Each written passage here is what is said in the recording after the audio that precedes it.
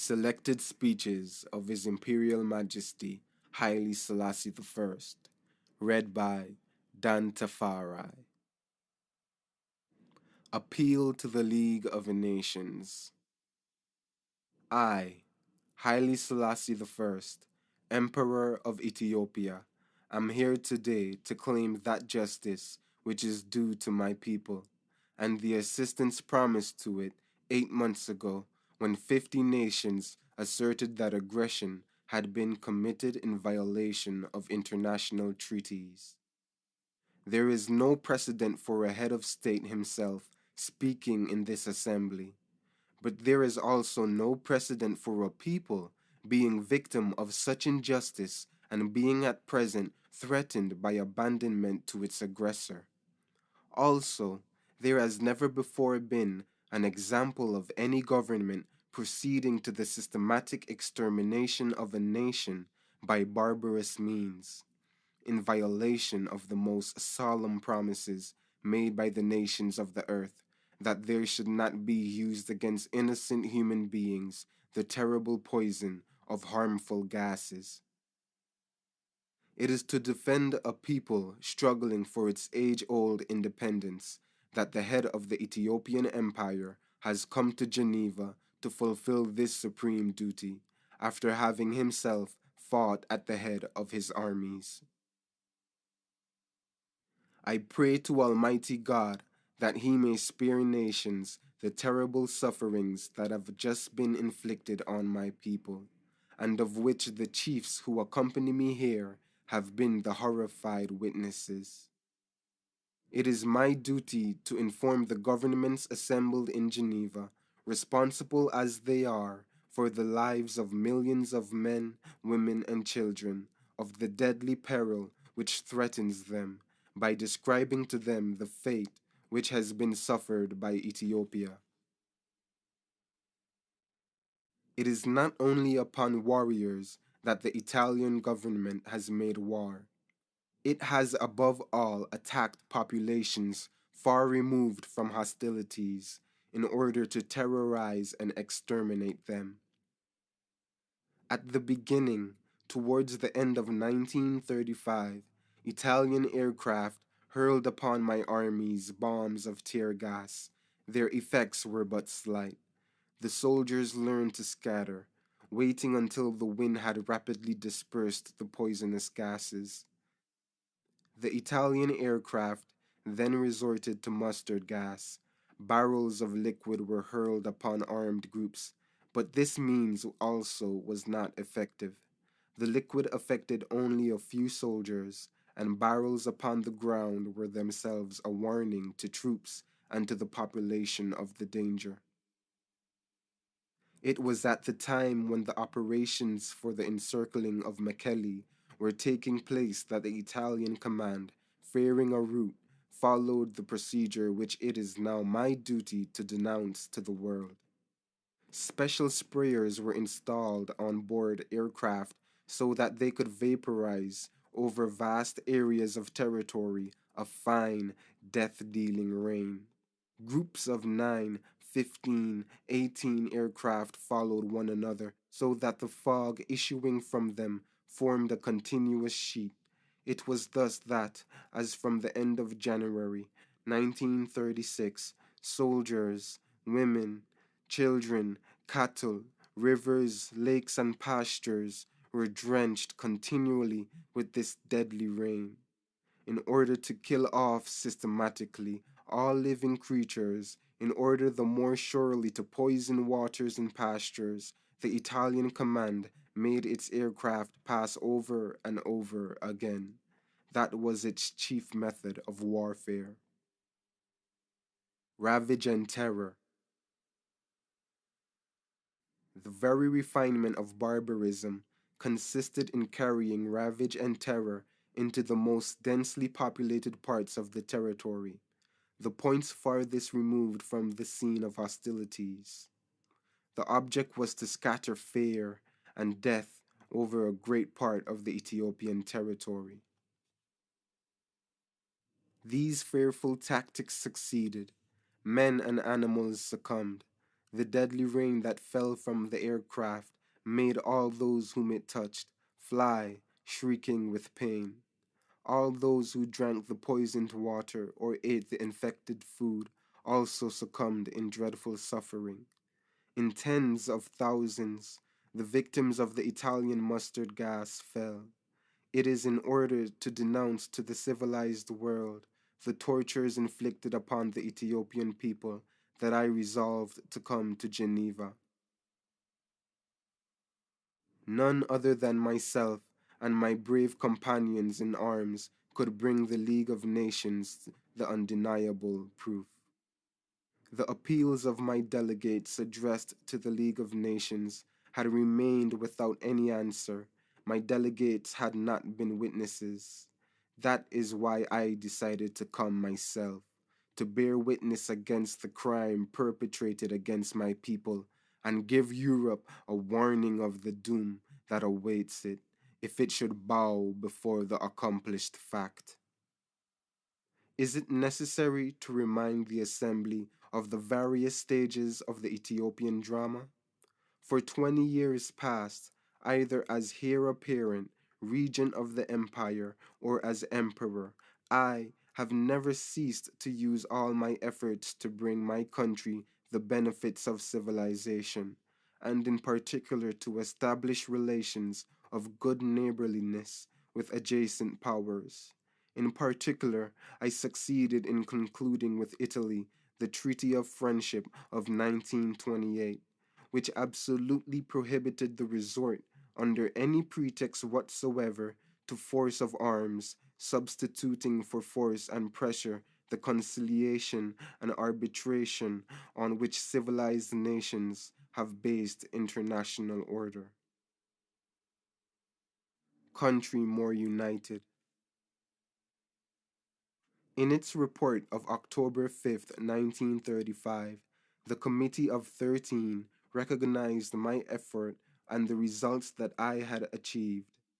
The governments thought that the entry of Ethiopia into the League, whilst giving that country a new guarantee for the maintenance of her territorial integrity and independence, would help her to reach a higher level of civilization.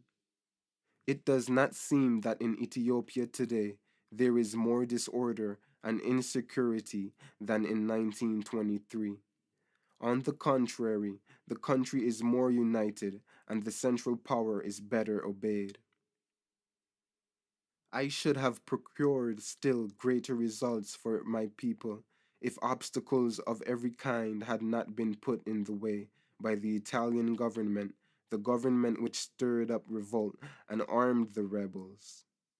Indeed, the Rome government, as it has today openly proclaimed, has never ceased to prepare for the conquest of Ethiopia. The treaties of friendship it signed with me were not sincere. Their only object was to hide its real intention from me. The Italian government asserts that for 14 years it has been preparing for its present conquest.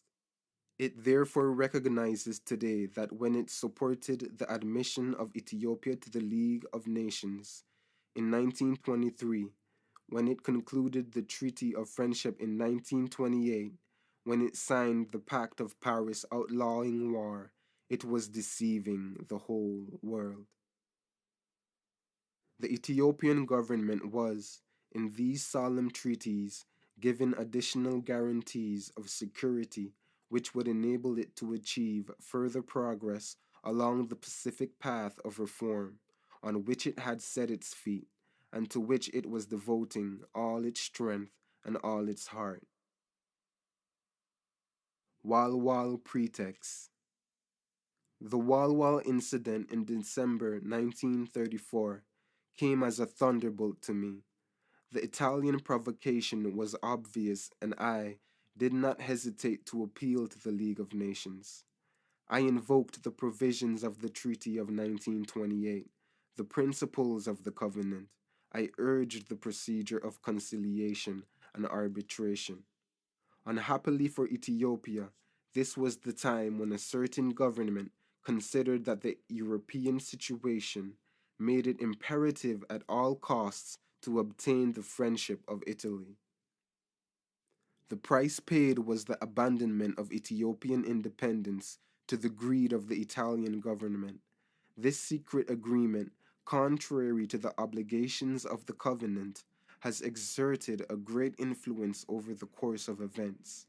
Ethiopia and the whole world have suffered and are still suffering today its disastrous consequences. This first violation of the covenant was followed by many others.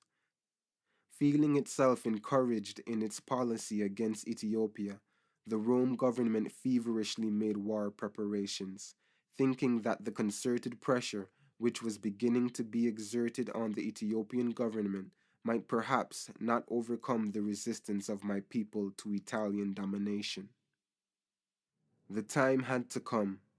Thus, all sorts of difficulties were placed in the way with a view to breaking up the procedure of conciliation and arbitration. All kinds of obstacles were placed in the way of that procedure. Governments tried to prevent the Ethiopian government from finding arbitrators amongst their nationals. When once the arbitral tribunal was set up, pressure was exercised so that an award favorable to Italy should be given. All this was in vain.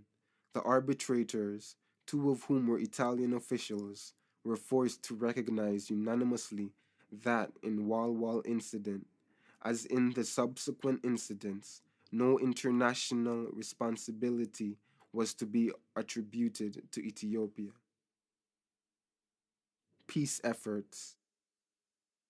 Following on this award, the Ethiopian government sincerely thought that an era of friendly relations might be opened with Italy. I loyally offered my hand to the Rome government. The assembly was informed by the report of the Committee of 13, dated October 5th, 1935, of the details of the events which occurred after the month of December 1934 and up to October 3rd, 1935.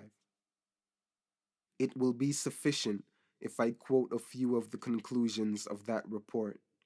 The Italian memorandum, containing the complaints made by Italy, was laid on the council table on September 4th, 1935, whereas Ethiopia's first appeal to the council had been made on December 14th, 1934.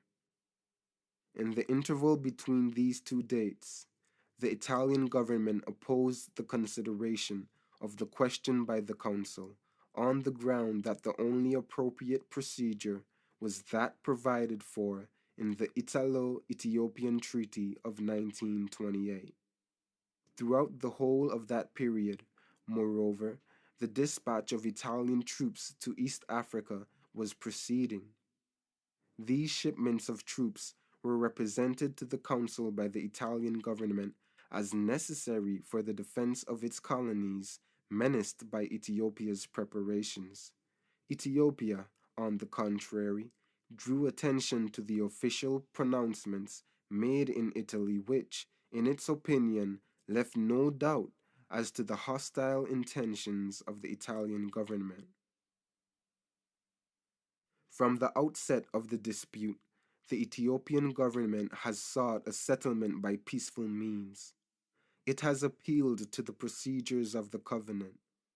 The Italian government, desiring to keep strictly to the procedures of the Italo-Ethiopian Treaty of 1928, the Ethiopian government assented.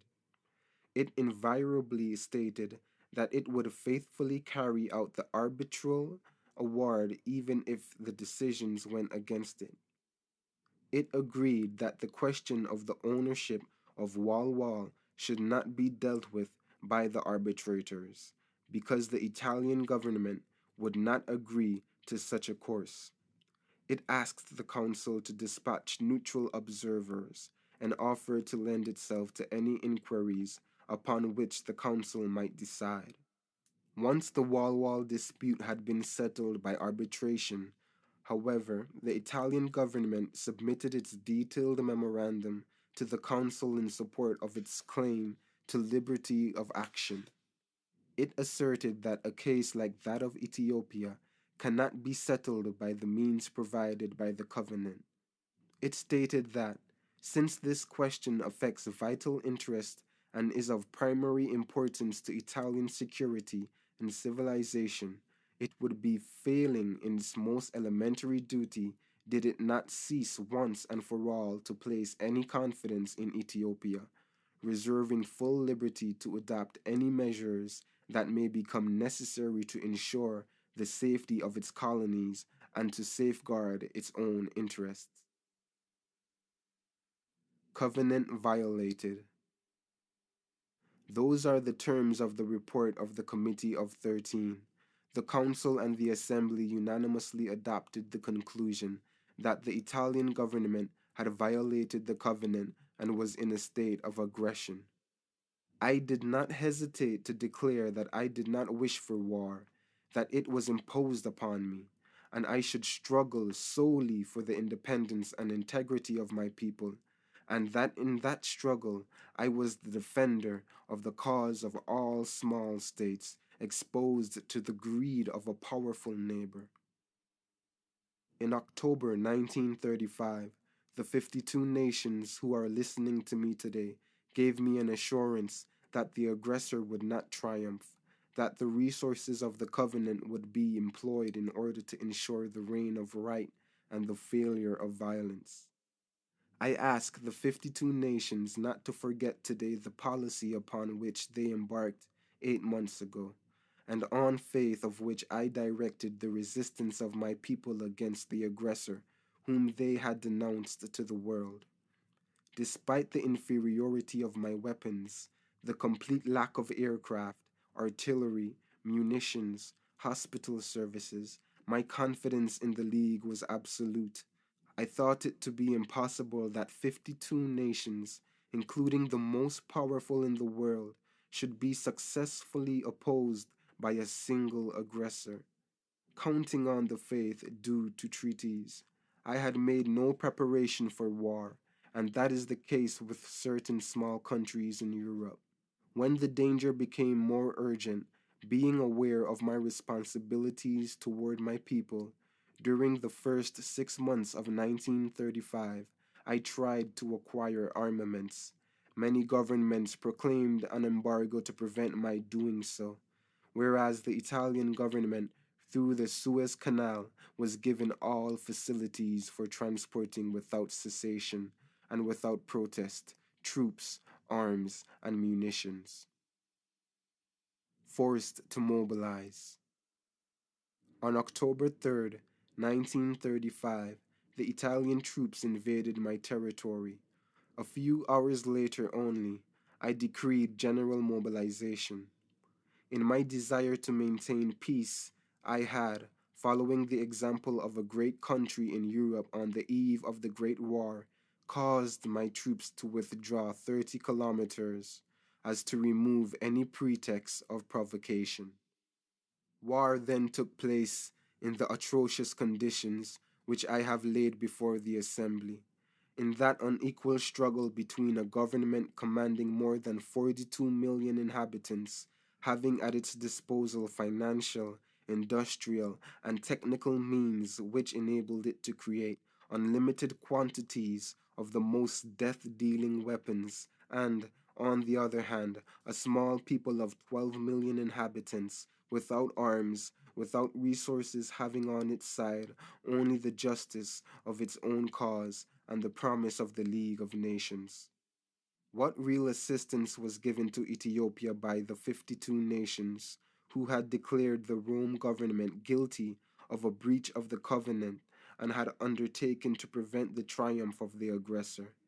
Has each of the states members, as it was its duty to do, in virtue of its signature, appended to Article 15 of the Covenant, considered the aggressor as having committed an act of war personally directed against itself? I had placed all my hopes in the execution of these undertakings. My confidence had been confirmed by the repeated declarations made in the Council to the effect that aggression must not be rewarded, and that force would end by being compelled to bow before right. In December 1935, the Council made it quite clear that its feelings were in harmony with those of hundreds of millions of people who, in all parts of the world, had protested against the proposal to dismember Ethiopia. It was constantly repeated that there was not merely a conflict between the Italian government and the League of Nations, and that is why I personally refused all proposals to my personal advantage made to me by the Italian government. If only I would betray my people and the covenant of the League of Nations. I was defending the cause of all small peoples who are threatened with aggression. What of promises? What have become of the promises made to me as long ago as October 1935? I noted with grief, but without surprise, that three powers considered their undertakings under the covenant as absolutely of no value. Their connections with Italy impelled them to refuse to take any measures whatsoever in order to stop Italian aggression.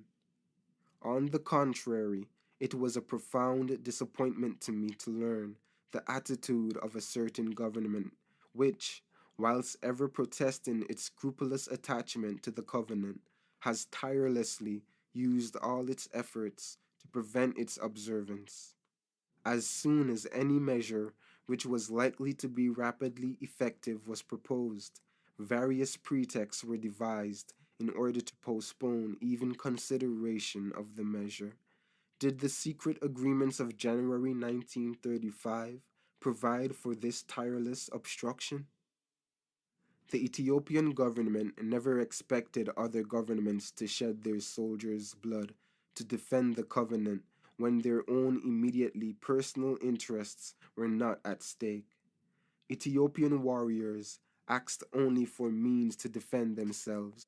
On many occasions, I have asked for financial assistance for the purchase of arms.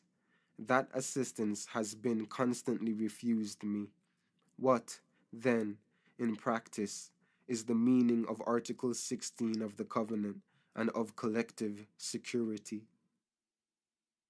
The Ethiopian government's use of the railway from Djibouti to Addis Ababa was in practice hampered as regards transport of arms intended for the Ethiopian forces. At the present moment, this is the chief, if not the only means of supply of the Italian armies of occupation. The rules of neutrality should have prohibited transports intended for Italian forces. But there is not even neutrality, since Article 16 lays upon every state member of the League the duty not to remain a neutral, but to come to the aid not of the aggressor, but of the victim of aggression. Has the covenant been respected? Is it today being respected? Finally, a statement has just been made in their parliaments by the governments of certain powers, amongst them the most influential members of the League of Nations, that since the aggressor has succeeded in occupying a large part of Ethiopian territory, they propose not to continue the application of any economic and financial measures that may have been decided upon against the Italian government. These are the circumstances in which, at the request of the Argentine government, the Assembly of the League of Nations meets to consider the situation created by Italian aggression. I assert that the problem submitted to the Assembly today is a much wider one. It is not merely a question of the settlement of Italian aggression. League threatened. It is collective security. It is the very existence of the League of Nations. It is the confidence that each state is to place in international treaties. It is the value of promises made to small states that their integrity and their independence shall be respected and ensured. It is the principle of the equality of states on the one hand, or otherwise, the obligation laid upon small powers to accept the bonds of vassalship. In a word, it is international morality that is at stake. Have the signatures appended to a treaty value only in so far as the signatory powers have a personal, direct, and immediate interest involved? No subtlety can change the problem or shift the grounds of the discussion. It is in all sincerity that I submit these considerations to the Assembly at a time when my people are threatened with extermination, when the support of the League may ward off the final blow. May I be allowed to speak with complete frankness, without reticence, in all directness, such as is demanded by the rule of equality as between all states members of the League. Apart from the kingdom of the Lord, there is not on this earth any nation that is superior to any other. Should it happen that a strong government finds it may, with impunity, destroy a weak people, then the hour strikes for that weak people to appeal to the League of Nations to give its judgment in all freedom. God and history will remember your judgment. Assistance refused. I have heard it asserted that the inadequate sanctions already appealed have not achieved their object. At no time and under no circumstances could sanctions that were intentionally inadequate, intentionally badly applied, stop an aggressor. This is not a case of the impossibility of stopping an aggressor, but of the refusal to stop an aggressor. When Ethiopia requested and requests that she should be given financial assistance, was that a measure which it was impossible to apply, whereas financial assistance of the League has been granted, even in times of peace, to two countries, and exactly to two countries who have refused to apply sanctions against the aggressor? Faced by numerous violations by the Italian government of all international treaties that prohibit resort to arms and the use of barbarous methods of warfare, it is my painful duty to note that the initiative has today been taken with a view to raising sanctions. Does this initiative not mean in practice the abandonment of Ethiopia to the aggressor? On the very eve of the day when I was about to attempt a supreme effort in the defense of my people before this assembly, does not this initiative deprive Ethiopia of one of her last chances to succeed in obtaining the support and guarantee of states members? Is that the guidance the League of Nations and each of the states members are entitled to expect from the great powers when they assert their right and their duty to guide the action of the League? Placed by the aggressor face to face with the accomplished fact, are states going to set up the terrible precedent of bowing before force? Your assembly will doubtless have laid before it proposals for the reform of the covenant and for rendering more effective the guarantee of collective security. Is it the covenant that needs reform? What undertakings can have any value if the will to keep them is lacking? It is international morality which is at stake, and not the articles of the covenant. On behalf of the Ethiopian people, a member of the League of Nations, I request the Assembly to take all measures proper to ensure respect for the covenant. I renew my protest against the violations of treaties of which the Ethiopian people has been the victim. I declare in the face of the whole world that the emperor, the government, and the people of Ethiopia will not bow before force, that they maintain their claims, that they will use all means in their power to ensure the triumph of right and the respect of the covenant. I ask the 52 nations who have given the Ethiopian people a promise to help them in their resistance to the aggressor, What are they willing to do for Ethiopia? And the great powers who have promised the guarantee of collective security to small states on whom weighs the threat that they may one day suffer the fate of Ethiopia, I ask, what measures do you intend to take?